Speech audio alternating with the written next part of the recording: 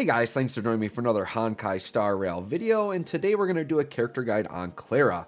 If you're not familiar with Clara, she is a destruction character, but she works a little bit differently in that she's more of a defensive-based character, and she really works on doing counterattacks. So in this video, I'm going to go ahead and explain her kit a little bit. We're going to look at her best light cones, her relics, what kind of stats you want to build on those. Look at a possible team build that you could run with her, or ways that you might want to run her. And then we're going to do a little showcase and show her off a little bit. Now, one thing I'll say is my talents are maxed out on her. I've got everything maxed out.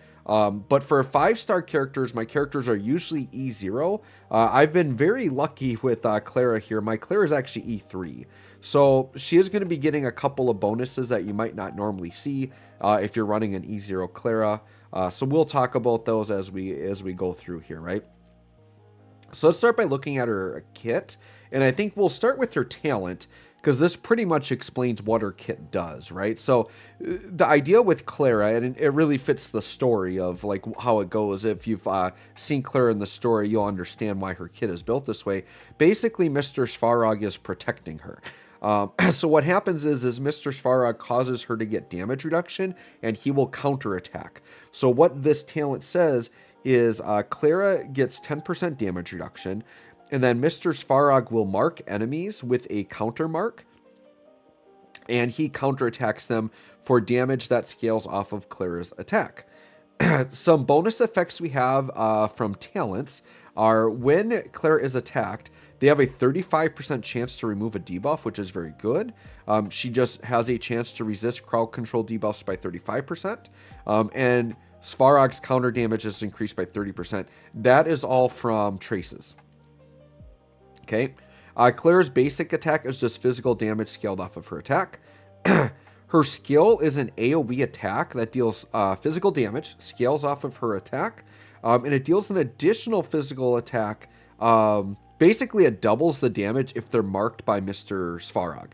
So if Svarog has counterattacked and marked them, you're going to get even more damage out of the AoE, double the damage, right? Now, normally, when you do this AoE, it would remove the mark off of the enemies that Mr. Svarog has marked. But one of my Eidolons, I think it's the first one, makes it so that the mark does not get removed. So what's nice about mine, when you have that first Eidolon on there, you're basically getting double damage on your AoEs. And as long as they're marked, they'll stay marked. It won't get removed. So that's actually very good. And then her ultimate. So her ultimate actually doesn't deal damage. And so what it does is it gives her an extra 25% damage reduction. It increases the chance that she'll be attacked for 2 turns. So it kind of like taunts the enemies in a way. It's kind of like a taunt. Mr. Svarog's counter is enhanced and deals more damage. And instead of just hitting one enemy, it'll do splash damage to the enemies adjacent to it. So it then has slight AoE onto it. It's the typical destruction attack where it's not full AoE, but I'll hit like 3 enemies. Very similar to like Jinglu's enhanced attack, right? And then the enhanced counter can happen twice. So next to Clara's image, when you see me do the battle, she'll have like 2 little marks by her head, and that's indicating how many enhanced counters she has. Now this is the other one that comes from an Eidolon, and I think this is from Eidolon 2, is after she uses her ultimate, she gets a 30% attack increase. So it just helps the damage, right? And then her field technique honestly isn't that crazy. I usually don't use this one. It just does a physical attack, and it basically gives her taunt for 2 turns. Not a big deal right there. All right, so with that, let's go ahead and we're going to jump into the light cones, and we're going to look at the relics. So let's go ahead and get out of this view here. We shall go into the old telephone, and we'll hop into the data bank, and we're going to look at light cones, and this is destruction. Now, I've talked about this before. I believe I did when I did Jinglu's guide, but there's a very accessible, very good 5-star destruction light cone you can get. However, if you've gotten lucky and gotten the premium Clara light cone, this is just off of the generic banner, or you can get it unfeatured. This is probably her best one, which, go figure, it's got her on it. It's probably the best one, right? You get an attack increase, and then when the wearer defeats an enemy or is hit, immediately restore HP equal to a % of the wearer's attack. At the same time, You get damage increase until the end of the next turn. So this is very good. It like rewards you for getting hit and it heals you, which is so perfect for Clara because she's going to be drawing in damage. She has damage reduction, but even with the damage reduction, she still can take a lot of damage, especially if there's a lot of enemies. So you kind of need to pair Clara with either preservation or healing or both. But having this light cone helps because she gets hit and is just going to heal it back, right? So very good light cone if you happen to have it. Now, if you don't have that, in the simulated universe shop, you can get this light cone here. And it's very easy to get the Super Imposition 5. You just have to do your, get your weekly simulated universe points every week. And then over time, you'll be able to get this one maxed out. So this one says, whenever the wearer attacks, their attack is increased. It can stack up to 4 times. When they inflict weakness break on an enemy, you get more damage increase. So it's just literally it's damage, damage, damage. But it is going to help Clara's damage. I would say there's a pretty big gap, though, between that and that premium one. The one that lets Clara heal in between, that does seem pretty dang good to me, right? Now, some 4-star options here. The moles welcome you. This one can be solid as well. When you use a basic attack skill or ultimate, you gain mischievous stacks. Each stack increases your attack. So once again, just gives you damage, which is kind of a theme with these destruction light cones, right? Another one you could run is this one here, brighter than the sun. This would be another premium. Or no, sorry, not that one. I don't want to go with that one. I wanted to go to nowhere to run. That's the one, sorry. It was right next to it. It has a very similar look to it. But for 4-star here, just another attack up, and when you defeat an enemy, they restore HP. I do actually really like this one if you happen to get your hand on it for Clara, because once again, I think her being able to self-heal, I think is very, very good. And then the 3-star one is just called Mutual Demise if you don't have a 4-star option. But hopefully you've come across at least a 4-star light cone. If not, like I said, I think most players are going to be fine picking this one up here in that simulated universe shop. And that is the one I am running on her. But yeah, obviously I do kind of want that Clara light cone because I think that one looks pretty good. So that's light cones. So let's go ahead and look at relics. I do think you have a few options for relics. Definitely a few ways you can go with it. I opted to go with the Champion of Streetwise Boxing, and I am doing this as a 4-piece set. Over time, I might decide to change this because some of the other sets are kind of tempting. But this is just physical damage. And then for the 4-piece set is after the wearer attacks or is hit, that's the key, or is hit, their attack increases by 5%, and it can stack up to 5 times. Because the 4-piece set works also when the character is hit, this works very good on Clara because the whole idea is you want her to get hit. And so she's going to get another 25% attack up. So essentially this light cone is 10% physical damage up. And, or sorry, not light cone, but relic. This relic set is 10% physical damage and then 25% attack for Clara, which is very good. So that's what I opted to go with. Now you could do you could do 2 pieces of this just to get the physical damage. And you could actually pair it with this one, which is the Grand Duke Netherflame. This is the one that you saw me use on Himiko. And the reason why is for a 2-piece set, you get follow-up damage increases, and counterattacks in this game are considered follow-ups. So like when March does a counter, when Clara does a counter, it's actually considered follow-up attacks. So this essentially is giving you 20% extra damage to your counters. So if you wanted to go 2-piece of each of those, I think that is also a good option. Another option is you could work in the Wuthering Snow set. And the reason why this set is good is it is a damage reduction set. And Clara is already got damage reduction built in, and you're adding more damage reduction on top of that. If you go into the 4-piece set, it does help her restore HP. So I could see the justification for trying this at a 4-piece set, or doing it as a 2-piece set just to get the damage reduction, and then pairing it with the physical damage or the follow-up damage, right? So I think between those 3 different relics, you kind of pick the set that you like the best, whether it be 2-piece sets or a 4-piece set, but I am going with the Streetwise Boxing. Now, in terms of what stats should you be looking for in the main stats, here we're looking at the body and the feet because the head and hands are always the same. The body, I would say you want to go either crit rate or crit damage, and that's a pretty standard DPS build. And once again, I'll give the same advice I always do, right? You're usually going to go crit rate here. But if you can get the crit rate to above 50% without this, then definitely go crit damage to give you a lot more damage. But if you go too much crit damage but don't have enough crit rate, like you're never going to see the damage, right? So it's almost pointless. So I feel like for me to make, you know, the crit damage I'm putting into a character worth it, I want at least a 50-50 shot of getting it. So that's why I aim for 50% crit rate on my characters or higher, right? On the feat, normally speed is like your go-to. But Clara, I would argue, is a character where speed isn't as important. You just want her to kind of sit back there and get hit and counter, right? So I think actually just going attack percent on the feat is probably better, just to help improve her damage. But if you wanted to go speed, you could. But I really think attack is the way to go on Clara just because of the style of character she is, right? Then we'll go to the ornaments. And on the ornaments, I would go with this Inert Salsado one. This is the one I'm running. The reason why is this is going to give you crit rate, right, which is important. And then if you have at least 50% crit rate, you get ultimate and follow-up damage up 15%. The reason specifically why this is good on Clara is, once again, its follow-up damage is what she's really doing a lot of. Like, that's most of her damage is all that countering. So it's going to increase her follow-up damage. So I really like this one for giving crit rate, which is something we want, and increasing the follow-up damage, which is the main way that she's going to attack. Otherwise, you could just go with any of the basic, like the Space Sealing Station as an attack up. You could go one of the other like crit rate or crit damage sets. I think this one's the crit damage one. You just have to make sure that you can get your crit rate up in other ways. So any of these offensive sets, not that one, could work, right? Oh yeah, this one's another one. This is another crit rate set. So you kind of pick the one that you want, but I specifically like the Salsado one, just because it's going to help her follow-up damage, which once again counters count as that. Now, in terms of what stats that you want on these, right? So on the link rope, this is another one where Clara is not very typical, right? Because on boots, you normally want speed, and on link rope, you usually want regen rate.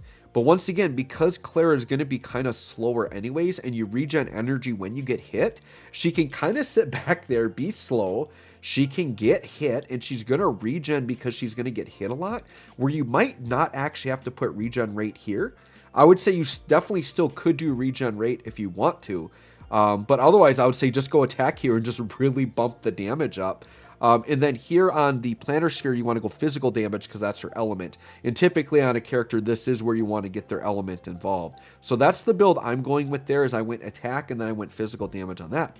So with that, I think we are ready to hop into a little showcase. So let's go ahead and just see how Clara is looking here. And we're going to hop into actually the new event here, the one where Himiko's go to. Whoops, I pressed the button. I didn't even remember. Hold on. Come on. Stop talking. I pressed the wrong button. No. Oh my God. I hit like the longest dialogue box ever. Okay, so let's go back in, please. Okay, let me go back in here. All right, so we're going to go into Pure Fiction, and I think I want to do Stage 2, and I think I've got a team set up, and Clara does have elemental advantage here, so we're going to go ahead and hop in. Now, in terms of team builds for Clara, I will talk about this really quick. Clara is an interesting character where she falls into an odd spot because she's kind of like a DPS, but doesn't act like your main DPS. So when team building, I think of Clara as kind of like a 4th slot unit.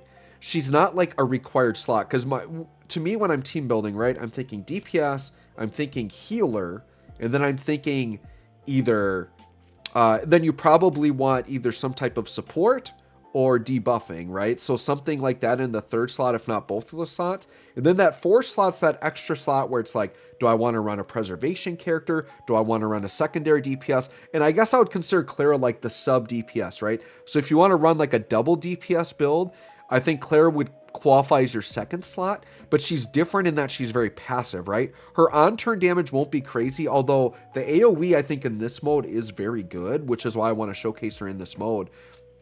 So I'm going to show you a very interesting team build where I'm really pushing Clara, in that I'm running March and Lynx with her.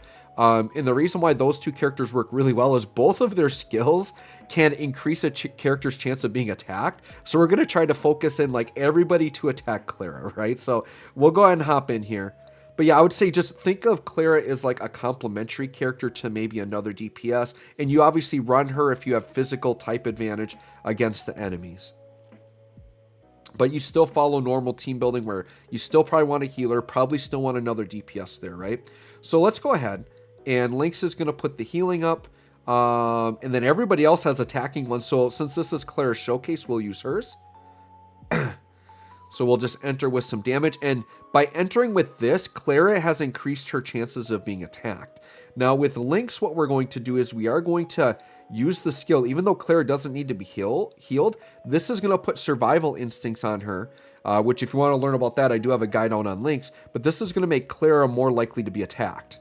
Okay, and of course they hit March. But March inherently also has taunt on, right? So we want to get March's shields down. So what I'm going to do here... actually, I'm just going to do a normal attack with Sela. And then we're going to go ahead and put shields on Clara. So the reason why preservation is nice with Clara is you can get shields to pair with the damage reduction. And specifically with March, it adds more taunt to Clara. So Clara hopefully now will be getting attacked a lot. We'll use Clara's AoE here. Okay, did some okay damage. We'll definitely take it. Enemies are going to keep coming in. And we should see them attacking Clara. So Clara got hit. And that's the normal Mr. Svarog counter. Now what we're going to do in that single target, we're going to use the ultimate. This gives her extra damage reduction. And now if any character gets hit, she will counter with the ultra counter. And there you go. A lot of damage there. Almost 50k. This one will be another ultra counter. And then now her ultra counters kind of wore off. And now she's back to regular counters. So there's a regular counter. But you can see in a mode like this with a lot of enemies attacking, the counters are going to be popping off quite a bit. And you can see there, Clara took a lot of hits and barely took any damage. She was only taking like 250 damage a shot with all that damage reduction, and then she's got all the shields. So if you can get Clara to draw in attacks, it does help kind of protect the party because she's got... So she's interesting in that she kind of acts slightly as preservation, even though she doesn't apply shields. Oh, wow, that just popped all the enemies. But it can help take away, you know, damage and attacks from the rest of your characters, right? So March, I think, is just going to attack. Because I normally with March, I would be just shielding my whole team constantly. But in this instance, I just want to keep Clara shielded up and make her the focus, right? Survival instincts, I guess I could reapply it, but we'll just do a normal attack here. Okay, Clara getting hit. This will be a normal counter. 10k damage. I mean, that's very good. And then you can see Clara only took like one attack. And I was a little late using it, but after that first attack, she already had her ultimate up again. So, I mean, she didn't really have much downtime without the ultimate. And you see the 2 stacks there. Now we get the big attack blasting off. And then this is where the destruction comes in. Big time damage there coming back through. And yeah, that's pretty much Clara, right? So we'll just keep going through this phase and see how many, you know, times the enemies can beat themselves up on Clara here. March will refresh the shields on Clara. So you can see this is an instance where if I keep everybody attacking Clara, like I'm almost not even going to need to heal with Lynx, right? We'll try to go through this without healing with Lynx at all. And then you can see when I do the AoE, see the enemies with the red target above their head? Those enemies have been marked by Mr. Svarog, so they do take more damage, right? So yeah, you can see big damage on the marked enemies. We did 50k damage right there. Pretty good. We're going to reapply. Well, so yeah, you can see she's already got... my build has no regen rate, and you can see she's getting the ultimate plenty. So this is why I would say just go attack on the rope. You don't need the regen rate. She's getting it just fine with all the counters, all the being targeted, blowing up the waves. I think Clara actually is very good in this mode. Clara, this will be another big counter. Yep. Yeah, Claire's looking pretty good. I like her. She's a very, very nice character, right? There we go. Just popping off 12k. I mean, it's very good damage. And the cool thing about Clara, right? It's like, I guess, sure, let's just refresh on Clara. Sure, March can do a freeze. That's fine. Freezing is a little anti-synergistic because obviously you want the enemies to attack Clara. But in general, I think it's good to freeze the enemies if you can do it. Sure, we'll let Sela pop an ultimate here. Hit this middle enemy. And then, yeah, we'll AoE. We didn't have anybody marked, but still like 10k in enemies, pretty good damage for AoE. And then Claire's going to be getting some counter damage here as soon as she gets attacked. And the enemies just start exploding. See, Sela's getting targeted a little bit too much there, which I didn't like. I have the Lynx ultimate, though. If I feel like I'm in danger, I'll hit that. All right, here we go. Clara's got it up again, so we'll hit it. We have some enhanced counters. She should be more targetable now. Lynx will just do a normal here. Yeah, we'll put shields on Sela just to make sure Sela doesn't die. And sure, now they attack March, but it doesn't matter. You can attack anybody with the ultimate counters and they'll still go off. And then, yeah, the big Clara damage. Very, very nice. All right, Clara's just got single target, so sure, we'll see the normal attack there.